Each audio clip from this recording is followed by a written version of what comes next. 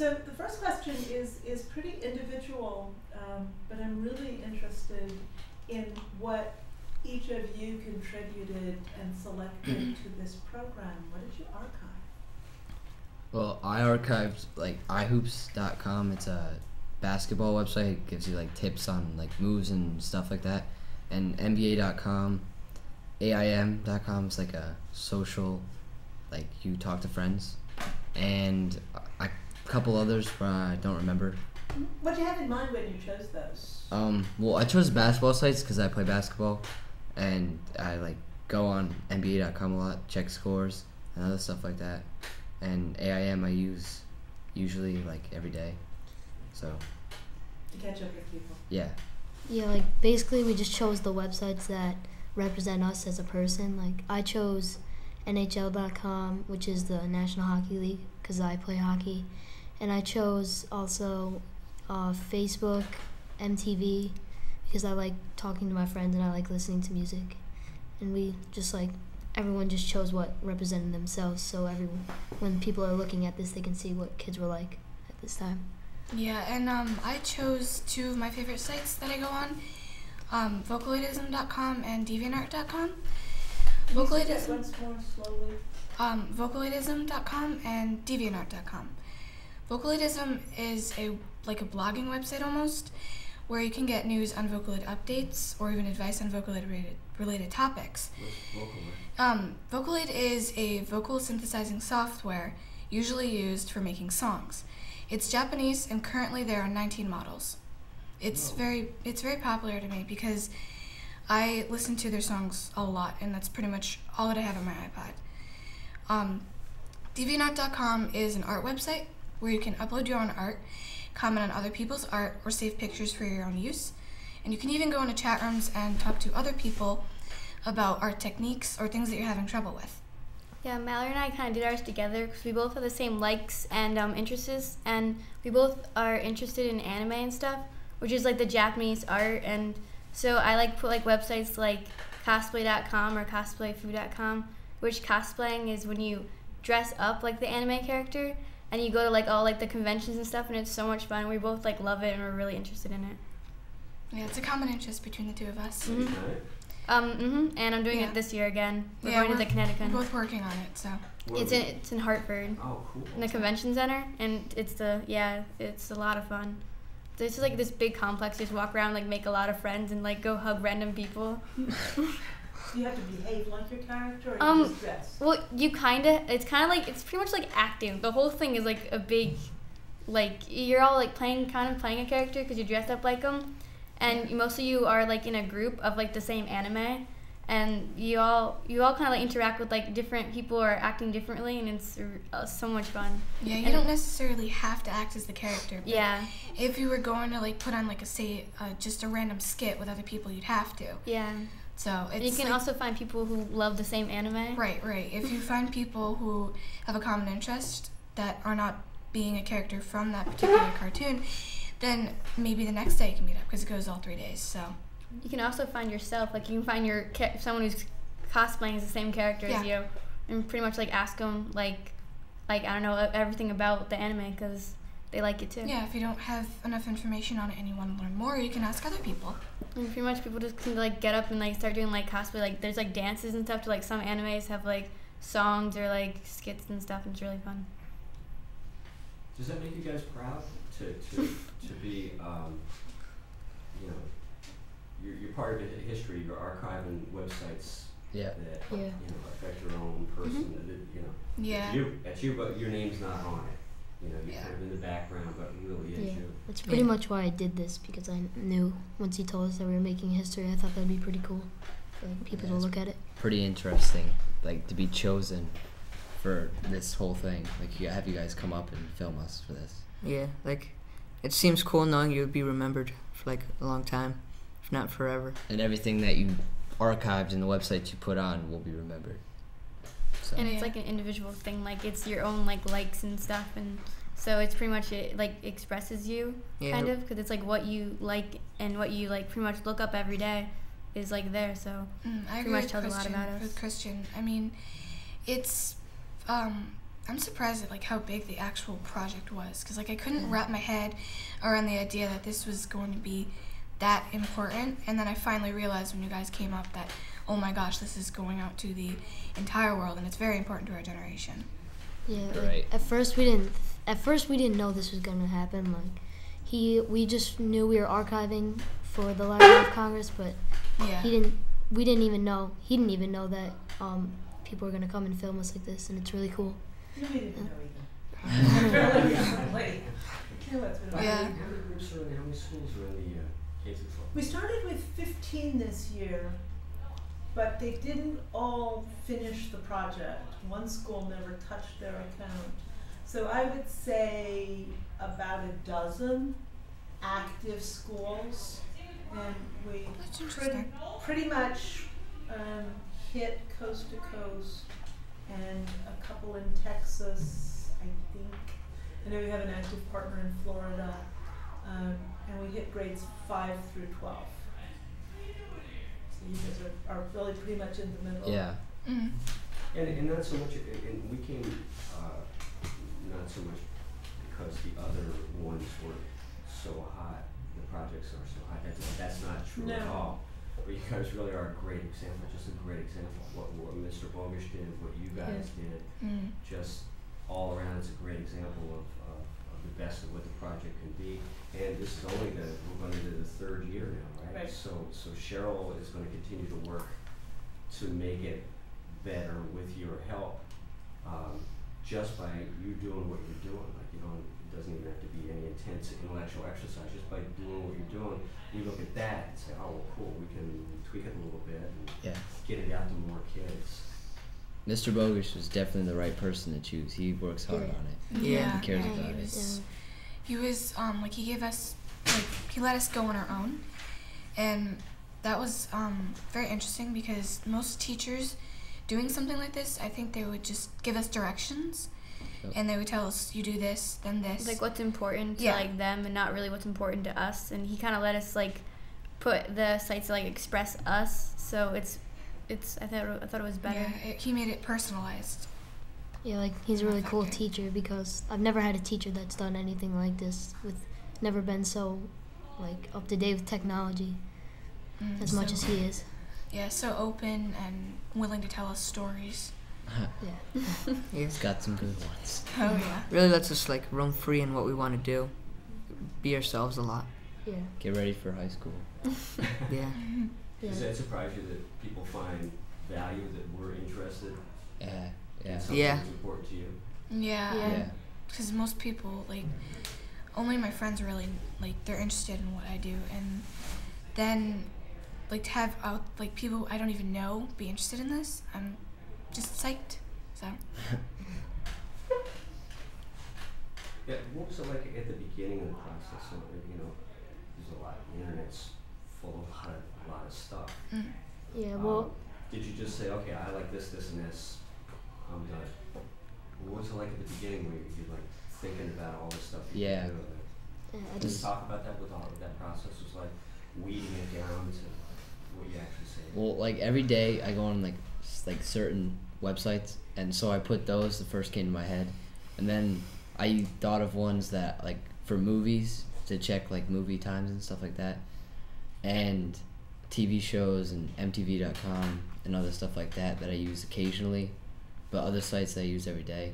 Like it was different because first sites that I put the sites that I go on every day first, and then the other ones after that. What'd you guys do?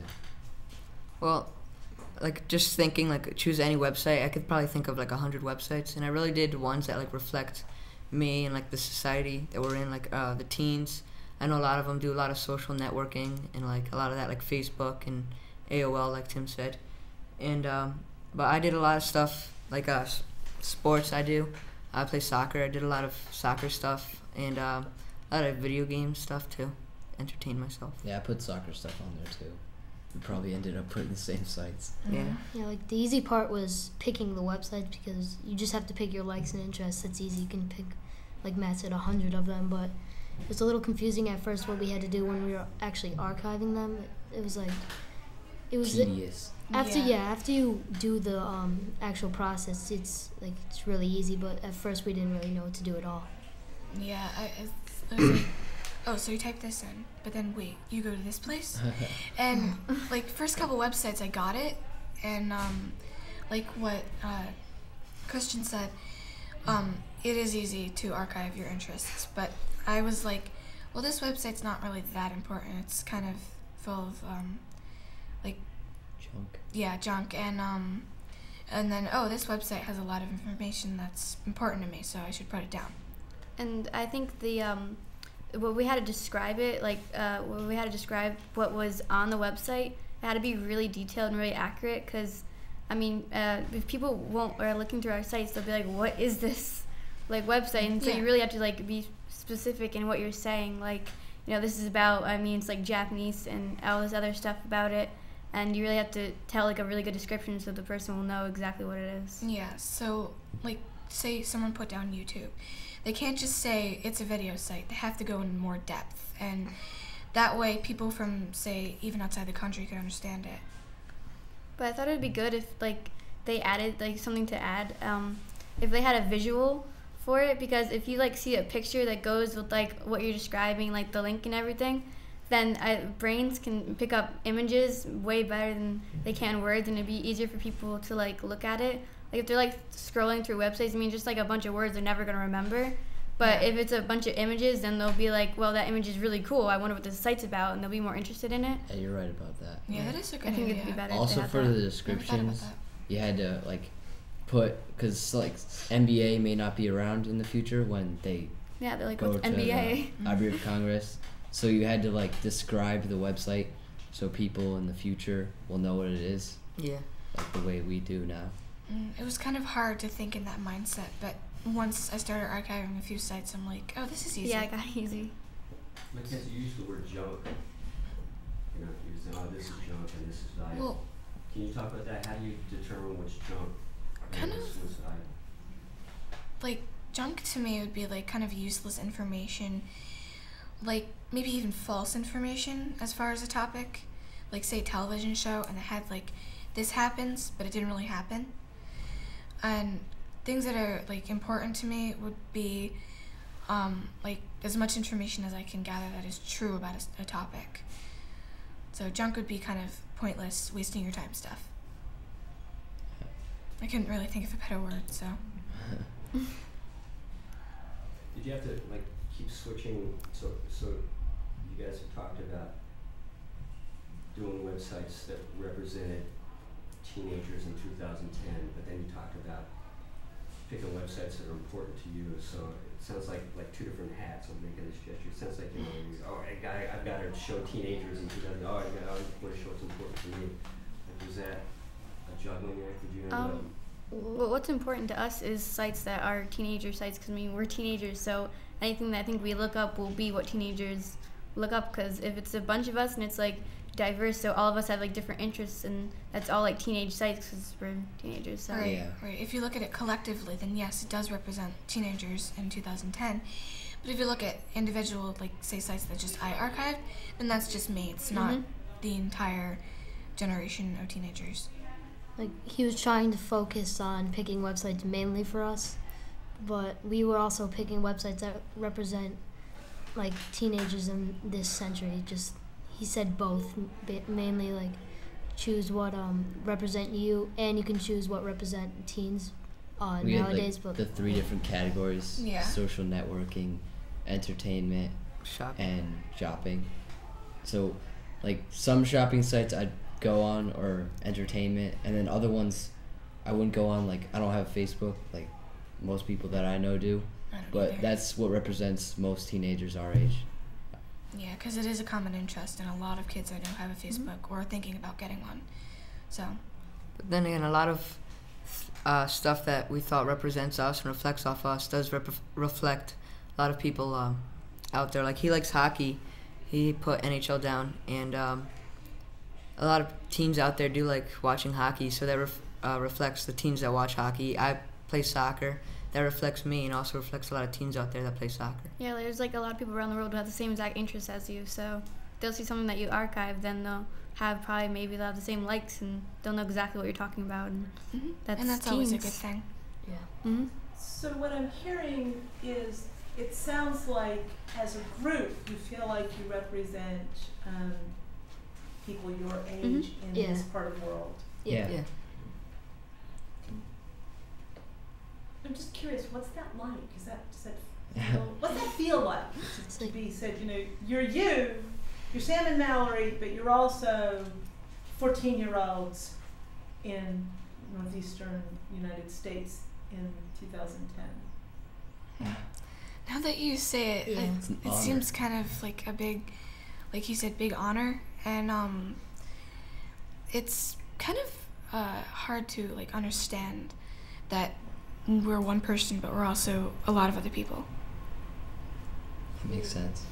Yeah. It's like we're picking our likes, but there's other people around the world that like the exact same thing as you. Right. So but they also have differences, which makes them unique. Did you learn anything about the differences? Like they like sports, and I'm not really as into sports. I mean, I did dance, but I don't know if you can count that as a sport. And they play soccer, and my little sister plays soccer. Did you look at the sites that they showed? Yeah, like me and Sam's were at the top, but I scrolled down a lot through the bottom, and a bunch of them were sites like, oh, I know that one, I know about that one I don't know. So I was kind of seeing about, oh, this person logged it, they like this, I didn't know that. And like it would tell about them too. I agree, because some of the sites that you guys said I've never heard and if you checked it out, Did you check them out? I did. Then you could I clicked on a couple. I checked out like DeviantArt. Yeah, that's awesome. I have it's an blocked on account. the school computers, but you can do it at home. I couldn't get to it. I love everybody's anime, like looking through what everybody draws. Like basically what we did, we just got, Mr. Bogish made a Google spreadsheet.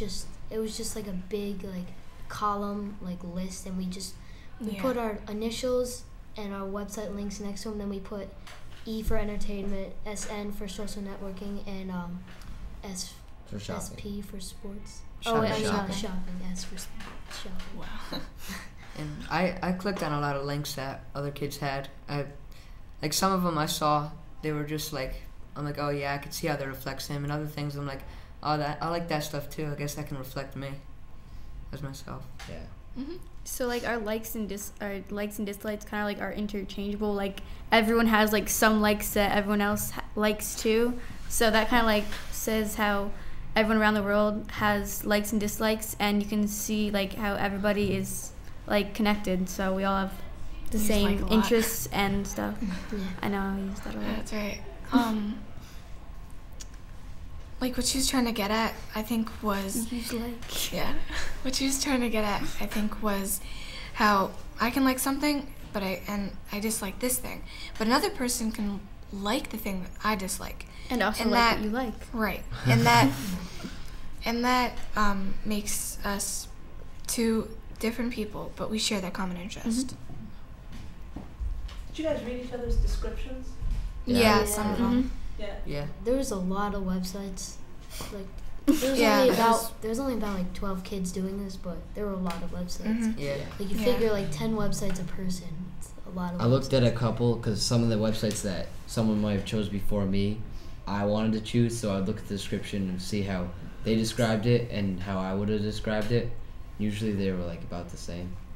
It was like, it's almost like a team effort. Like if somebody describes something wrong, you can kind of tell them. If they pick that website that you were going to pick, and you. Or you might have a different perspective on it. Yeah.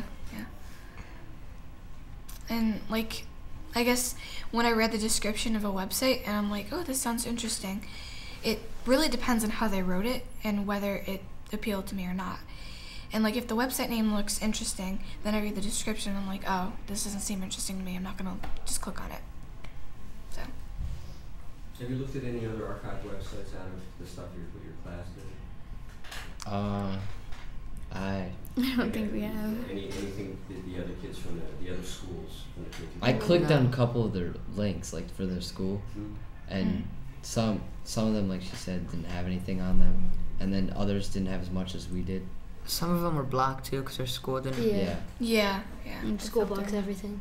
Yeah, it's true. Oh, yeah, Very because you're blocking software. Yeah, very. Like you can't go on YouTube. Like you can't go on anything. It's like it blocks everything. Everything that deals with like blogging and videos. Most of the blogging can't stuff. get on. Yeah, unless they ask for it to be unblocked. So.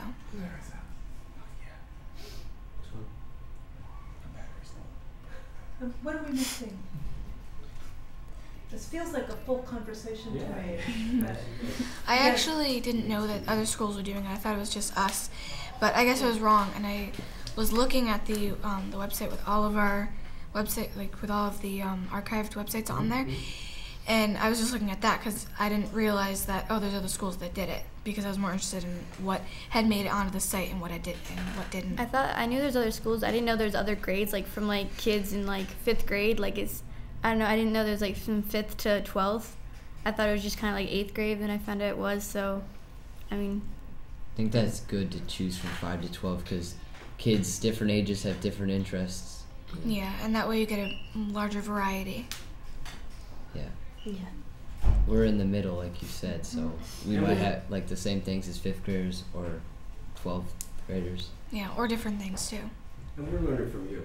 You know, we're going to learn. We already have learned a lot in the past day or so.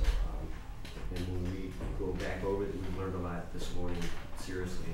And when we review this, we're going to learn a lot. And we're going to by our colleagues. You know, we're going to learn a lot. So Cheryl's going to ask you something about that in a minute, future plans for the program. But what I want to ask you about that you didn't know about the other schools. Do you think it would have helped you to know about the other schools? Would you have wanted to know that up front when you were getting like all this instruction and here's what the project is and here's what you're going to do? Check out these other schools. Yeah. You would Probably. Know about Yeah. That would help. Probably, because then maybe some other kids in a different school. Can you answer me like, you know? Rephrase. Yeah, we would have liked to know about the other. Yeah. We would have liked to know about the other schools, because then I think other kids in other schools might have logged the same website that I like. Say like DeviantArt, someone might have put that down, and then I could say, oh, they've already done that, or I could put it down again. And you can also kind of make friends with this. Like if people have like your same interests and stuff, you can maybe, I don't know, like contact them or talk to them, and then like somehow talk to people like in either like other states or something. You can make like friends that are like long distance, have like your same like like have your same likes. Yeah, or if it's like a person that you kind of know, perhaps, I don't know how lucky you'd be on that, but you could find out more about that person in another school that you've known or something. Yeah, it would help a little bit at the beginning to see examples of websites. I mean, not of websites, but like how to do it, and to show that other websites or other schools are doing this, not just us. Yeah, and maybe even make more hobbies by looking at other websites and saying, oh, this is interesting, I think I should get into this. I'll admit at points when he was like trying to help like tell us how to archive the sites, I was like confused because there was like crawl and all this other stuff. Yeah, and he's using these words that I'd never heard before. Like, so the C. They need a vocabulary lesson. Yeah. Okay. A list would help. Okay. But we like all got to know what we were doing after he explained it to us. And Yeah. We had a how-to video out? Like a little 2-3 minute how-to video? Yeah, He there was actually a video did up one. on his There was one. He made one. Yeah, So- there was no sound, so it There was no sound, but it It was was just like his button clicking, like you put this here. Took a video of him on the he computer. recorded like him going to the website and logging a site, so it would refresh our memories as well as show us what to do. So And it helped. Mhm. it did help a It lot, helped a lot. even if there was no sound. Yeah. But definitely, I think the image thing would be a lot better in the future, because it'd be like more appealing to people. I Yeah. think they're in the works on that. That's the Internet Archive actually manages all of that. That's their part of the project, and I think they're aware of what that would add. Just a matter of making that happen. Yeah. I will tell you that they're updating the site, the public site, so that probably either very late today or tomorrow, when you go on, you'll see everything that you've done now. Oh, that's cool. Yeah. Wow. Yeah, because what you've been looking at was updated in January. Yeah. Wow. Yeah. I'm like, wait, this is out of date. Well, that's because it has to be Right. hand updated. It's not they build those pages for you guys.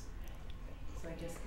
Yeah, but it's very interesting to see that, oh, I archived that. I remember a person who archived this.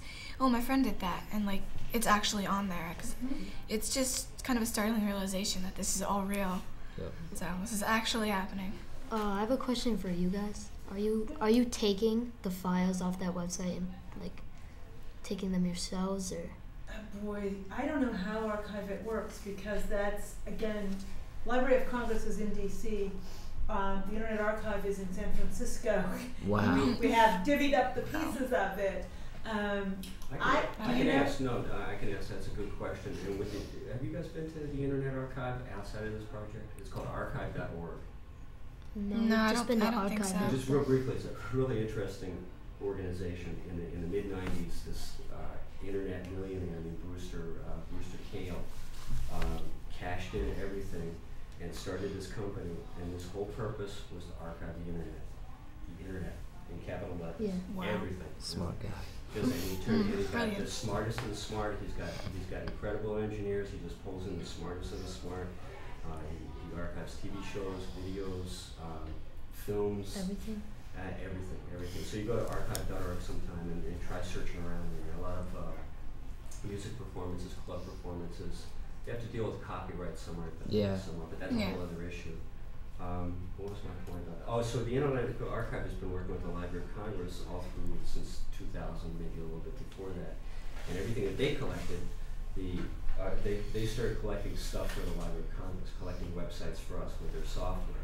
And then as that starts to build up on computer drives, we've been bringing that at the library in Washington. It's a lot of stuff. It's millions and millions and tens and hundreds of millions of things. But you don't want to keep everything in one place. If San Francisco falls into the ocean, all that's gone. It's a very serious thing, so you want to have a copy somewhere.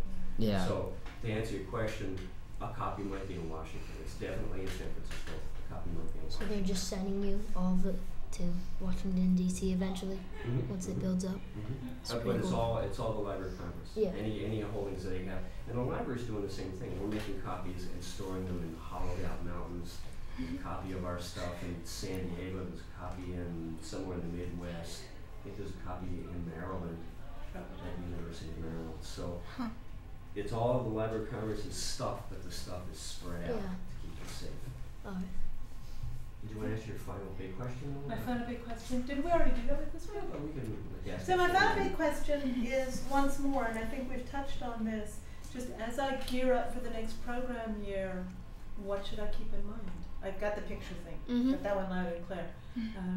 What else would be, thinking back, I wish last September I had known, or I wish last December the Internet Archive and the Library of Congress had done. Yeah, give her advice. She's the one. She will make it different and better for the next group of kids. So. Well, like we were kind of talking about the video thing, the video instruction, because if it's just without sound, then the teacher who's telling the kids about that, they can just add their own audio to it and tell them, you go here, and you click on this and things like that. And explain it in a way they'll understand. Yeah, depending on the grade level. I think maybe like a more in-depth description on what we're actually doing. Like at first, I had no idea what this was about really. I just knew he just told us that we were archiving websites for history, but I didn't really actually know what we were really doing about it. The spreadsheets, at the beginning, were kind of confusing because you just see all this big blank page, and you're like, what am I supposed to do with that? Yeah. There's also a lot of links you have to have open. You go back and forth a lot from websites you want in the spreadsheet, in the archiveit.com and all that. But it wasn't that difficult. Yeah, but I think you get the hang of it. Yeah, I think just Mr. Bogish made it on the spreadsheet. I'm not sure about that, but that's his way. That's not our requirement. That's his organizational tool. Right, that's how he did it. So. It is very straightforward though. After you're used to working with it for a while. Yeah, maybe after about 3-4 websites, you get the hang of it. Yeah. Okay. So it's easy to pick up on. Okay, that's good to know. Cool, thanks. Thank you so much. Thank you. You're welcome. And